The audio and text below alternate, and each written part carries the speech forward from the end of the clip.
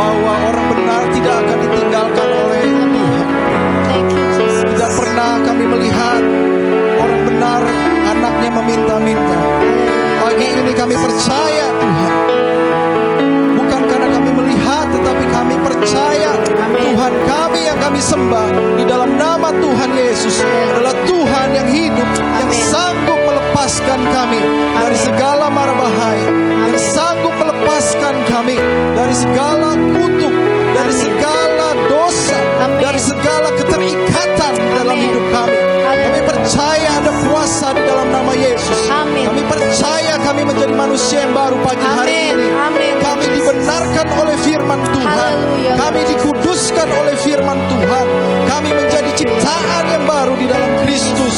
Kami orang-orang yang berbahagia karena Tuhan memandang kami indah di matanya. Terima kasih Tuhan, pagi hari ini kami bersorak-sorai di hadapan-Mu ya Aba. Karena bukan apa yang kami lihat dengan mata, kami tahu karena nama kami tercatat di dalam kitab kehidupan. Sebab itu kami berbahagia. Apapun yang boleh terjadi hari-hari ini tidak membuat kami resah Tuhan. Kami akan tetap bersuka cita di dalam Engkau, menghadapi tahun yang belum pasti Tuhan. Tapi dengan iman kami katakan, bersama Yesus kami akan melakukan perkara yang besar. Haleluya Tuhan. Terima kasih. Terima kasih buat pagi hari ini kami bersyukur kami bisa berkumpul bersama-sama. Bahkan kami bisa menyembah-Mu. Tuhan, tenggelamkan kami dalam kasih-Mu pagi hari ini. Gak ada satupun Tuhan, gak ada yang lain kami inginkan Tuhan. Kami gak butuh tangan-Mu Tuhan. Kami mau cari wajah-Mu Tuhan. Pagi ini kami cari wajah-Mu ya Aba. Kami gak cari berkat-Mu Tuhan. Kami gak mau cuma laporan sama Engkau pagi hari ini. Kami gak mau cuma sekedar kami datang, tapi kami mau cari wajah Tuhan. Karena kami mau diperkenankan oleh Tuhan. Terima kasih karena kami mau hidup di dalam perkenanan oleh Tuhan. Terima kasih Bapak pagi hari. Roh Kudus lawat setiap kami. Setiap pribadi lepas pribadi Tuhan, tidak ada satupun yang Kau lewat. Untuk melawat setiap kami Tuhan, dengan kuasa daripada surgawi Tuhan. Dan darah Yesus menguduskan setiap kami. Terima kasih ya Tuhan, Kau dahsyat. Haleluya.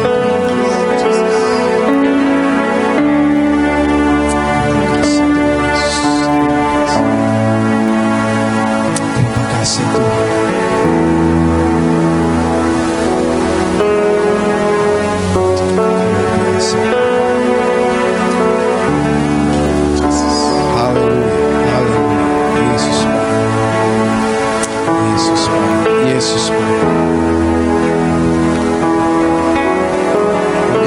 Satu lagu ini saudara, sebelum kita dengarkan firman Tuhan teman-teman.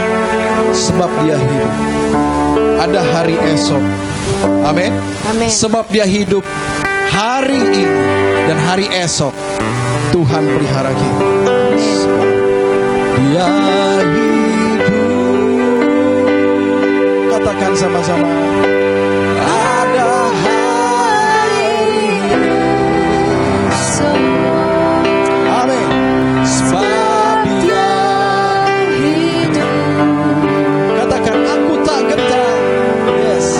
Ku tak gentar. Oh, sebab ku tak.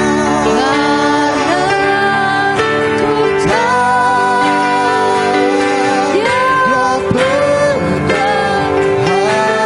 hari esok. Amin. Dia yang pegang hari esok buat kita. Jadi berarti sebab Dia hidup. Sama-sama sekali lagi katakan dengan iman. Sebab Dia, dengan keras sudah.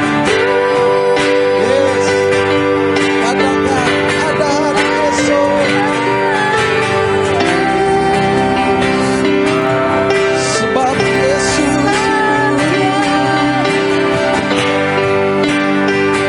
kami enggak gentar. Tak gentar.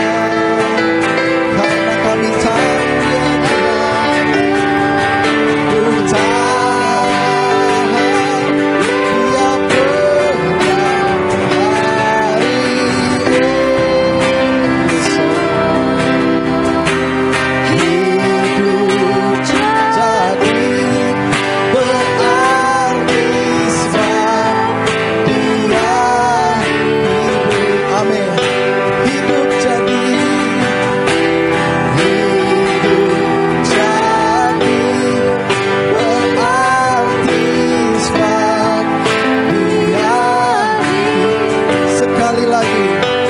Hidup jadi berarti sebab Dia hidup. Berikan tepuk tangan buat Tuhan kita. Yes. Mari kita akui iman kita sama-sama di hadapan Tuhan. Aku percaya Allahku Esa Maha Kuasa dan Maha Besar. Aku percaya Yesus Kristus adalah Allah sendiri yang telah menjadi manusia.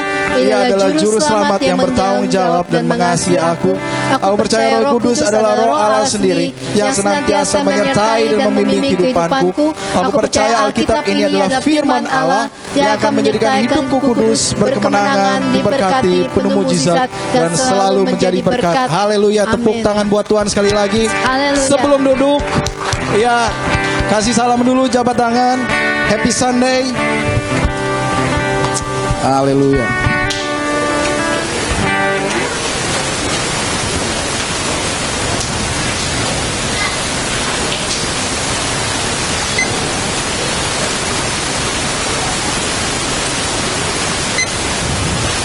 Okay.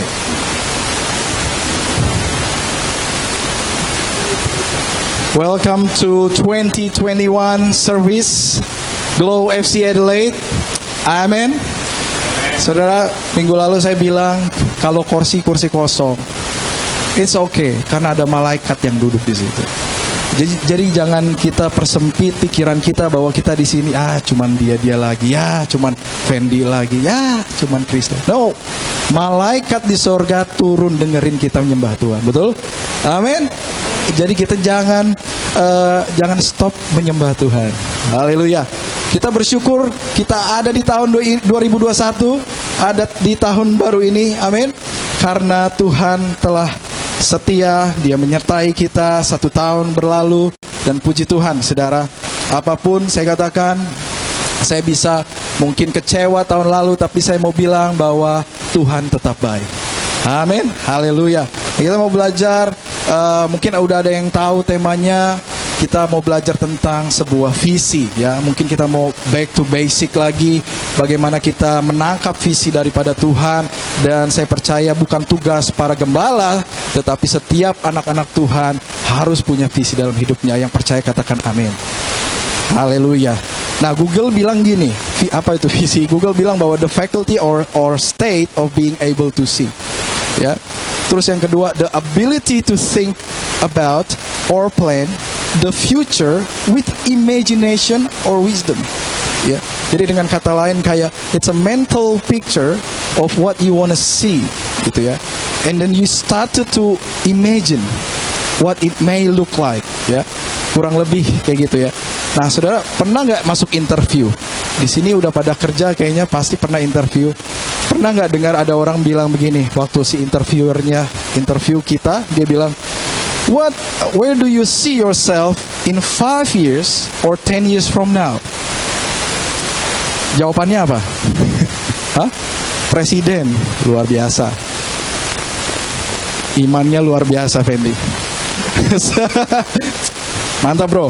Patut diacungin jempol. Kita dukung. Oke. Ya, pernah kan dengar itu ya? And then biasanya kita jawab, oh ya, I see myself. Kalau ini interview kerja, I see myself to be the manager in this company for in the next 5 years or 10 years. Or I see myself as someone that grows in my skills and I can help the company to grow even better. Or something like that. Mungkin jawaban teman-teman ada yang lebih bagus dari saya. Ya, jadi apakah visi? Visi adalah sebuah tujuan di mana di situ Tuhan berbicara, ya, tentang apa yang menjadi isi hatinya buat setiap kita, ya, isi hatinya Tuhan, ya, itu yang esensi daripada visi. Apa yang Tuhan mau lu kerjain dalam hidup ini? Kalau lu masih ada di sini, karena Tuhan punya PR buat lu. Tuhan punya pekerjaan rumah buat lu, gitu, ya. Dan Tuhan kasih kamu visi supaya kamu bisa bangkit dan kamu kerjain apa yang Tuhan mau. Nah, tema pagi hari ini, ya, Aku bilang mengejar visi yang benar. Ya. Apa itu visi yang benar? Nah, makanya kita perlu belajar pagi hari ini. Mumpung masih awal tahun, bro. Jadi kalau buat kesalahan nggak apa-apa, bisa di fix di awal, ya kan? Ya, kalau udah pertengahan tahun kan udah susah, mau fixnya gimana? Itu trajektorinya udah nyampe ke sana, tapi udah agak mulai susah dibenerin, ya. Jadi mengejar visi yang benar, ya, dalam kurung di situ rencana Tuhan lebih besar dari yang saya inginkan. Amin. Ya. Jadi esensinya ini dulu nih, kita perlu mengerti, ya, di permukaan. Visi yang benar itu rencananya dia, bukan rencananya gua. Oke? Rencananya dia bukan rencana gua. Ya. Mari kita lihat di sini. Ya, terkadang visi yang benar itu lebih dari apa yang saya mau kerjain, ya. Tapi apa yang Tuhan mau kerjain lewat hidup gua. Ya, itu visi yang benar. Loh, dari mana taunya kok, Miki? Dari mana taunya, bro? Ayo kita belajar. Mari kita lihat di Amsal 29 ayat 18, ya. Di situ dikatakan, kita bisa lihat sama-sama di PowerPoint. Bila tidak ada wahyu, ya, menjadi liarlah rakyat. Berbahagialah orang yang berpegang pada hukum, ya, bukan hukum. Bukan kosakata baru, tapi ini hukum. Sorry. Nah, bahasa Inggrisnya dikatakan, where there is no vision, the people are unstrained. But happy is one who keeps the law. Ya, mungkin begini. Ada yang berpikir bahwa ini apa yang dimaksud unrestrained? Waktu saya juga coba mengerti di sini unrestrained. Sebenarnya kan unrestrained itu kayak tidak ada tidak ada tatanan, tidak ada yang mengatur. Nah, bahasa Indonesianya dibilang menjadi liarlah rakyat. Ya, kalau nggak ada yang ngatur hidup kita, nggak ada hukum yang mengatur hidup kita, kita mau buat apa aja kita lakukan. Dibilang kalau nggak ada wahyu, kalau nggak ada visi dari Tuhan, kita lakukan apa aja. Dan bahasa Inggrisnya ada terjemahan lain di dalam King James, kalau nggak salah katakan, there is no vision, people are perish. Ketika hukumnya Tuhan, ketika apa yang Tuhan mau dalam hidup kita itu tidak bertahta dalam hidup kita, lama-lama kita bakal perish, ya. Lama-lama kita hidup dalam keinginan kita, ya, kedagingan kita, lama-lama kita akan perish, binasa, gitu, ya.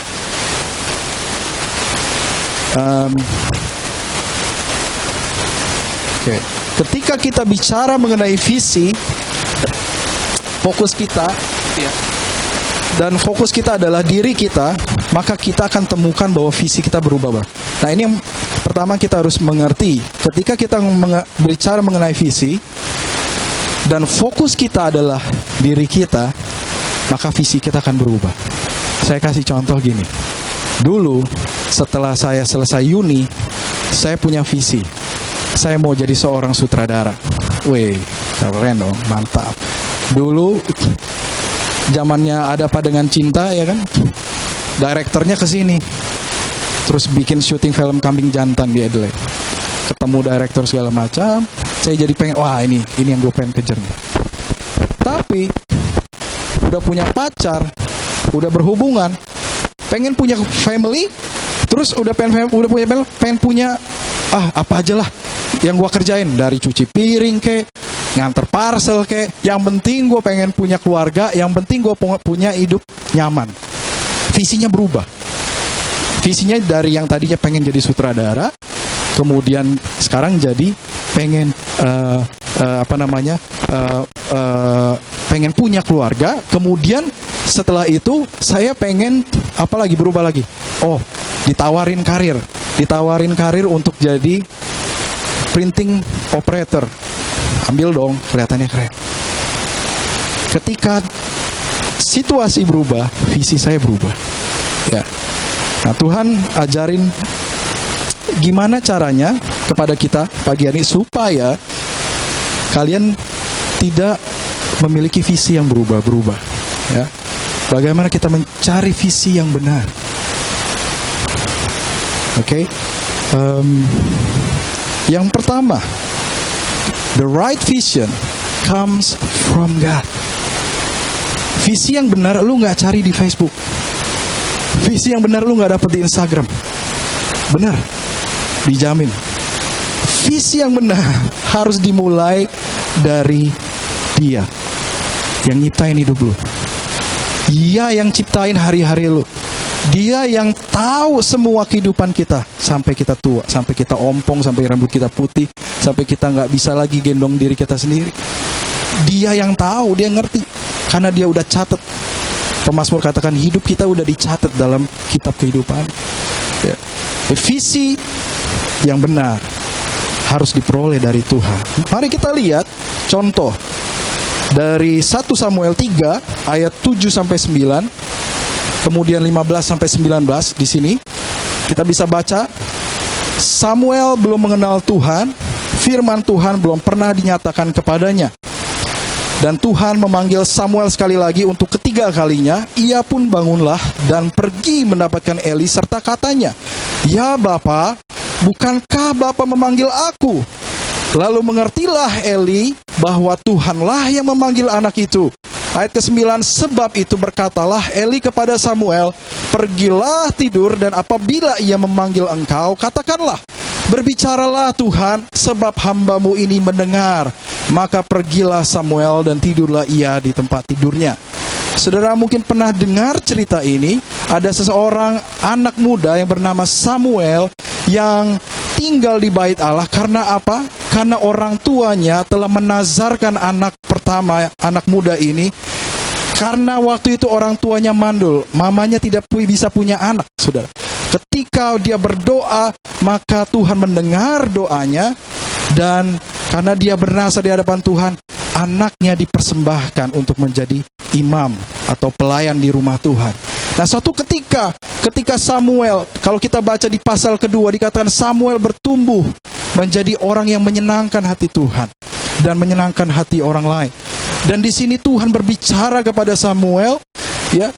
Dan di saat Samuel lagi mau tidur, dan Tuhan katakan, apa? Samuel, ya. Lalu dia pikir itu Eli. Siapa Eli? Itu imam, ya, kepala kalau di gereja kita mungkin Jeremy lah, ya. Mungkin kalau ada yang tidur di sini di gereja, Jeremy langsung bangun gitu. Kamu tidur lagi gitu. Bukan siapa-siapa. Tidur lagi, bro, gitu kan. Ya, itu. Kemudian datang lagi kedua kalinya, sampai ketiga kalinya dia mendengar suara Tuhan, dan baru, ya, Jeremy bilang, kamu lagi dengar, Tuhan lagi panggil kamu nih. Tuhan lagi bicara sama kamu.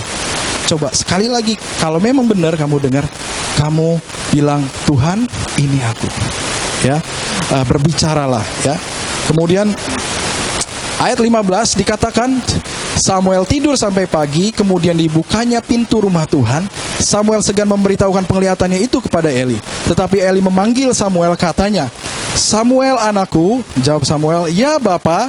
Kata Eli, apakah yang disampaikannya kepadamu? Janganlah kau sembunyikan kepadaku. Kiranya beginilah Allah menghukum engkau bahkan lebih lagi daripada itu jika engkau menyembunyikan sepatah kata pun kepadaku dari apa yang disampaikannya kepadamu. Itu. Nah, saudara, apa yang Tuhan sampaikan kepada Samuel? Sebuah visi. Ini sebenarnya ini sebuah teguran buat Imam Eli. Mungkin ada yang pernah dengar ceritanya, mungkin ada yang belum. Mungkin singkat saja, karena ternyata Imam Eli punya anak. Alkitab berkata anaknya itu Dursila. Apa itu Dursila? Mungkin kayak, ya, jahat gitu, ya. Dia berdosa di hadapan Tuhan. Dia mencuri persembahan, ya, tidak mempersembahkan korban yang benar. Pada saat itu bagaimana Israel beribadah dengan memberikan persembahan. Dan ini anaknya, seorang imam, dia mengambil, ya, sebuah korban yang harusnya lemak itu harus diberikan kepada Tuhan, dibakar dulu. Tapi dia bilang, kamu kasih aku. Kalau kamu nggak kasih aku, dia mengintimidasi. Kamu nanti aku bisa iniin gitu, ya. Kayak diintimidasi. Terus kemudian Dan imamnya, anaknya ini tidur dengan perempuan juga yang ada di bait Allah. Dan Tuhan begitu marah. Sampai akhirnya Tuhan berfirman kepada Samuel. Dan di situ dikatakan ayat 19, dikatakan, kiranya beginilah Allah menghukum kau bahkan lebih lagi daripada itu jika engkau menyembuhkan. Oke. Dan ayat ke-18, lalu Samuel memberitakannya semua itu ya kepadanya dengan tidak menyembunyikan suatu apapun. Kemudian Eli berkata, dia Tuhan biarlah diperbuatnya apa yang dipandang baik. Ya, Tuhan berfirman kepada Samuel. Dia bilang, aku akan menyelesaikan keturunan Nabi Eli. Ya, keturunannya udah nggak akan lagi melayani dalam bait Allah. Dan Eli cuma katakan, dia Tuhan, biarlah diperbuatnya apa yang dipandangnya baik. Ya. Di ayat ke-19, dan Samuel makin besar, dan Tuhan menyertai dia, dan tidak ada satupun dari firman-Nya itu yang dibiarkannya gugur. Puji Tuhan. Saudara, coba taruh namamu di ayat 19. Ya. Ya, kalau Samuel diganti, jangan Samuel, ganti Melia, ya. Melia udah besar, nggak apa-apa, tambah besar. Tapi semakin rohnya yang besar, amin. Ya, ya kita sama-sama coba ya, pakai nama kita. 1, 2, 3. Dan Miki makin besar, dan Tuhan menyertai dan dia, dan tidak ada satupun dari firman-Nya itu yang dibiarkannya gugur. Oh, penyertaannya Tuhan luar biasa. Ketika kita mendapatkan visi dari Tuhan, kita nggak cuma dapat visi, tapi Tuhan menyertai. Mari saya kasih contoh. Siapa aja yang Tuhan sertai? Kita lihat di dalam perjanjian lama. Yang pertama, Tuhan menyertai Yusuf. Kalau kita baca di dalam Kejadian 39, waktu Yusuf ditangkap dan bahkan difitnah kemudian masuk penjara, di dalam penjara Tuhan berkata, dalam firman Tuhan di sini dikatakan Tuhan menyertai Yusuf. Maka di dalam penjara dia menjadi kepala penjara. Dimanapun kamu berada, posisi kamu di titik terendah pun tahun ini, ketika Tuhan menyertai kamu akan Tuhan angkat. Jangan berpikir Tuhan nggak bisa putar balik. Tuhan bisa. Bahkan di penjara pun Yusuf diangkat oleh Tuhan. Yosua, ya, bukan Yosua yang ini ya. Bukan Yosua yang ini, tetapi Yosua di dalam perjanjian lama, Yosua 6 ayat 27. Kita tahu Yosua adalah pahlawan yang perkasa. Dia dikenal dengan seseorang yang berhasil menghancurkan benteng Yeriko. Dan ketika mereka menghancurkan benteng Yeriko, Tuhan berkata kepada Yosua, Tuhan, aku menyertai dia. Wow, luar biasa. Orang yang sungguh-sungguh sama Tuhan, Yosua. Orang yang komitmen sama Tuhan, itu Yosua. Yosua orang yang di saat mereka menghancurkan kota benteng Yeriko, dia bilang, semua persembahan, semua yang ada kamu harus hancurkan. Kamu gak boleh ambil. Itu milik Tuhan. Tuhan bilang sama saya, kamu harus hancur. Dan dia tegas, dia bilang kepada bangsa Israel. Ya. Seorang pemimpin yang luar biasa. Ya. Yehuda, ya saya tidak perlu ceritakan semuanya, ada beberapa. Kemudian Daud dikatakan di dalam 1 Samuel 18:14, Daud berhasil di segala perjalanannya, ya. Sebab Tuhan, perhatikan, dia berhasil di segala perjalanannya sebab Tuhan menyertai dia. Ya. Kamu mau berhasil tahun ini? Kamu mau berhasil di segala perjalananmu tahun ini? Kamu butuh Tuhan yang menyertai kamu. Kamu berhasil gak cuma karena apa yang kamu lakukan. Iya, kita perlu berjuang. Tapi ketika Tuhan menyertai kamu, ada faktor X yang orang lain gak bisa lakukan, yang kamu sendiri gak bisa lakukan. Itu namanya keberuntungan. Itu namanya kasih karunia. Ya, Hizkia di sini. Saudara, raja ke-12 daripada bangsa Israel dikatakan ini raja luar biasa. Ini raja takut akan Tuhan, masih umur 25 tahun, disuruh memimpin raja Israel. Dan dia melakukan persis apa yang Tuhan suruh dikerjakan. Dan Tuhan berkata, maka Tuhan menyertai dia kemanapun juga ia pergi berperang, ia beruntung. Apa yang kamu perangi tahun ini? Apa yang menjadi tantanganmu tahun ini? Apa yang kamu sedang perjuangkan tahun ini? Ketika kamu cari Tuhan dulu, ketika kamu buat dia besar, maka kamu lihat perjalananmu akan beruntung. Salomo, 2 Tawarik 1 ayat pertama dikatakan, Salomo anak Daud menjadi kuat dalam kedudukannya sebagai raja Tuhan Allahnya, menyertai dia dan menjadikan kuasanya luar biasa besarnya. Anak daripada Raja Daud. Kita tahu akhir hidupnya Salomo dia berbalik dari Tuhan. Tapi ketika dia masih bersama Tuhan, masih dia berapi-api bersama Tuhan, Tuhan bilang, dia menjadi kuat dalam kedudukannya sebagai raja. Tuhan Allahnya menyertai dia. Ketika Tuhan menyertaimu, ya, apapun kedudukannya, Tuhan kamu bisa diangkat oleh Tuhan. Amen. Tuhan bisa memakai dirimu untuk menjadi besar bagi kemuliaan namanya. Oke. Dan yang terakhir, gereja mula-mula. Ya. Yang kedua, saudara, yang saya mau share, bagaimana kita bisa tahu ini visi yang benar. Bagaimana saya bisa mengejarnya juga. Yang kedua, the right vision impacts eternity. Yang harus kita ngerti bahwa kalau itu visi yang benar, itu harus punya dampak. Ya. Dampak di sini katakan dampak yang nilainya kekal. Ya. Kita nggak cuman YOLO. Anak-anak sekarang kan suka YOLO.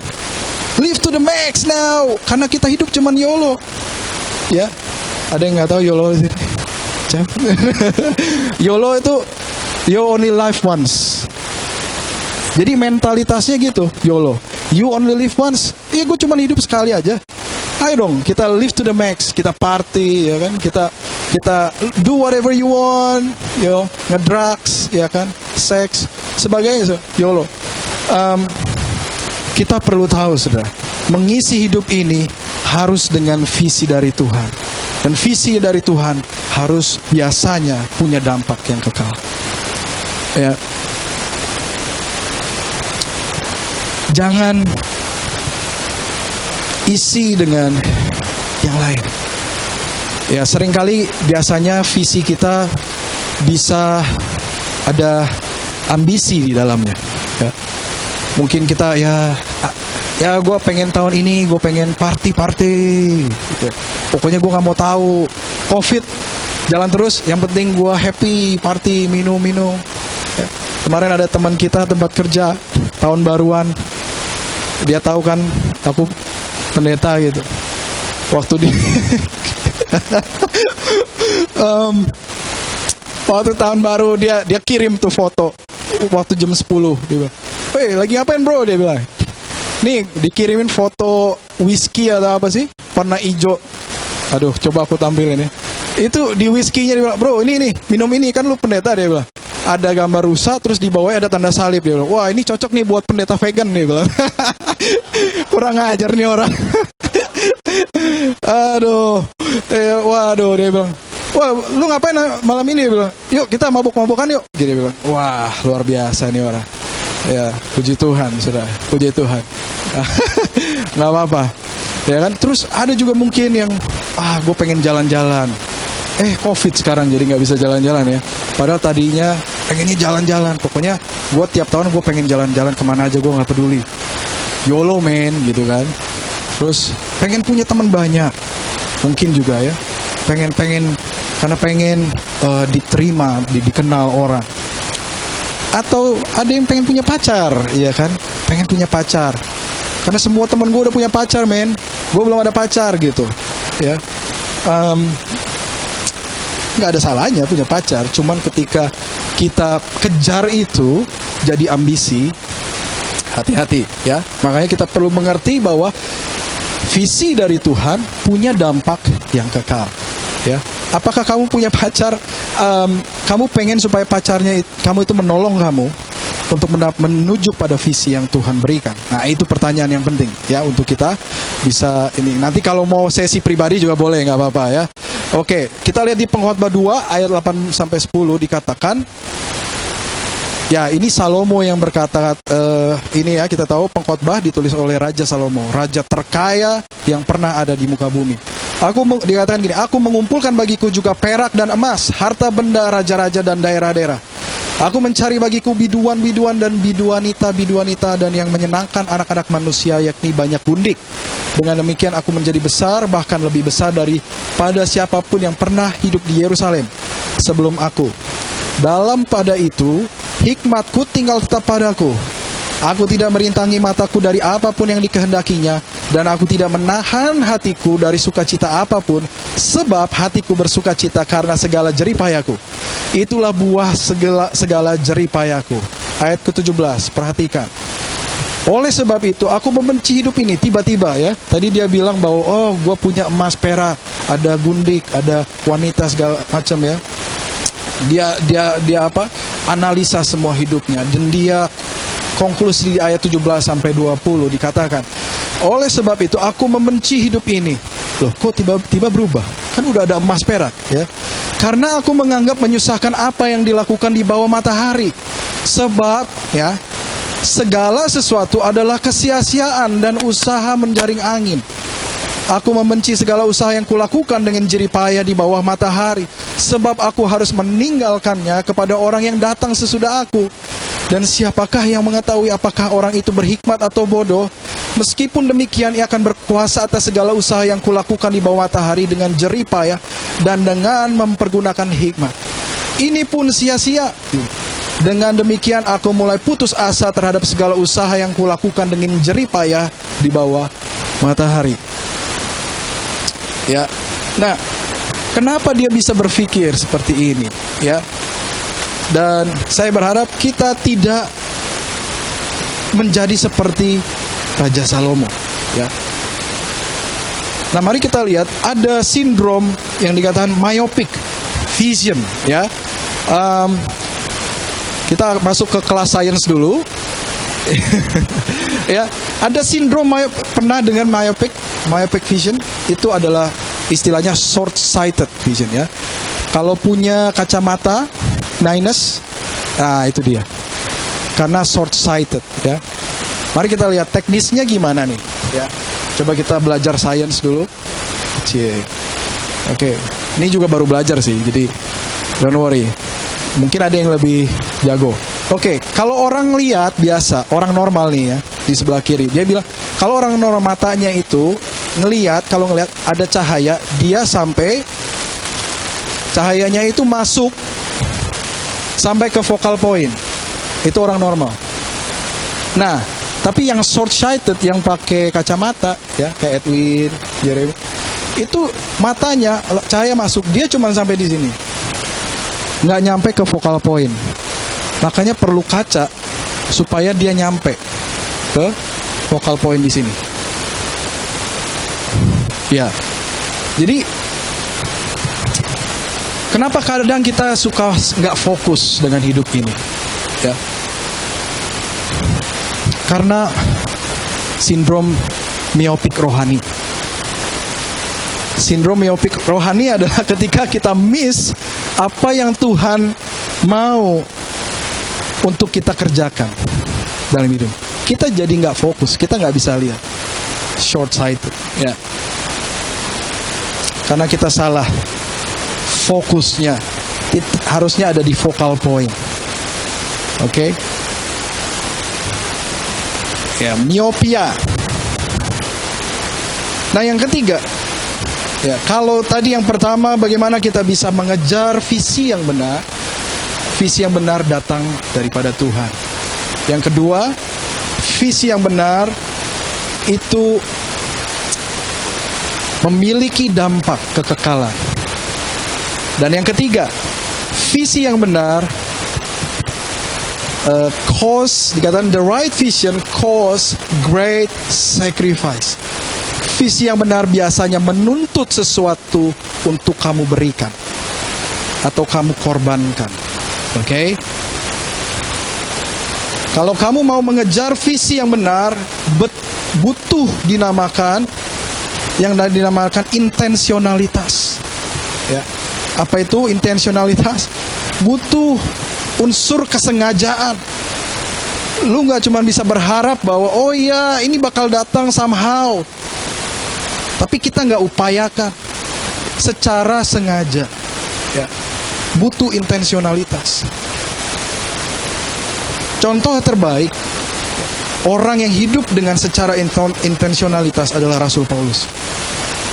Kita lihat di Kisah 20 ayat 24 dikata, ini Rasul Paulus berkata, tetapi aku tidak menghiraukan nyawaku sedikit pun, asal saja aku dapat mencapai garis akhir dan menyelesaikan pelayanan yang ditugaskan oleh Tuhan Yesus kepadaku, untuk memberi kesaksian tentang Injil kasih karunia Allah.